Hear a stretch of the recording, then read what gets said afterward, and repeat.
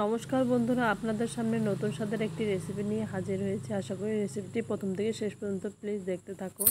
একটা কড়ার মধ্যে কিছুটা ঘি দিয়েছি, এর মধ্যে আমি কাজু আর কিশমিশ ভেজে নিচ্ছি। আর এটা আমি করব হচ্ছে পায়েস, তার জন্য এই কাজু কিশমিশটাকে একটু ভেজে তুলে নিচ্ছি। আর ওই ঘির মধ্যে আমি কিছুটা গোবিন্দভোগ চাল ধুয়ে নিয়েছি ভালো করে, তারপরে এর সঙ্গে একটু ভালো করে একটু নেড়ে চেড়ে একটু ভাজা ভাজা করে নিচ্ছি। অত একটা ভাজার দরকার নেই, মোটামুটি একটু ভেজে নিলেই হবে ঘি দিয়ে।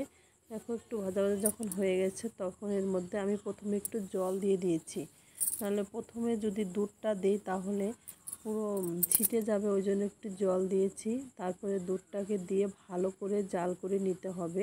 একটু ঘন ঘন হবে যখন, আমি কিছুটা এলাচ আর দুটো তেজপাতা দিয়েছি আর স্বাদ মতো চিনি দিয়ে দিয়েছি। আর হচ্ছে মিষ্টিটা একটু কমই দেব, মিষ্টি কম হলে খেতে ভালো লাগে। আর এটা আমি তো পায়েস বানাচ্ছি, দেখেই তো বুঝতে পারছো তোমরা, দেখো অনেকটাই ঘন ঘন হয়ে এসছে। এবার আমি এর মধ্যে যে ভেজে রেখেছিলাম কাজু কিশমিশ, ওগুলো এর মধ্যে দিয়ে কিছুক্ষণ নেড়ে চেড়ে নেব। আর মোটামুটি হয়েই এসেছে, দেখতেই পারছো। তো একটু নাড়াচাড়া করার পরেই দেখো, এবার আমি এর মধ্যে সামান্য নুন দিয়ে দেব।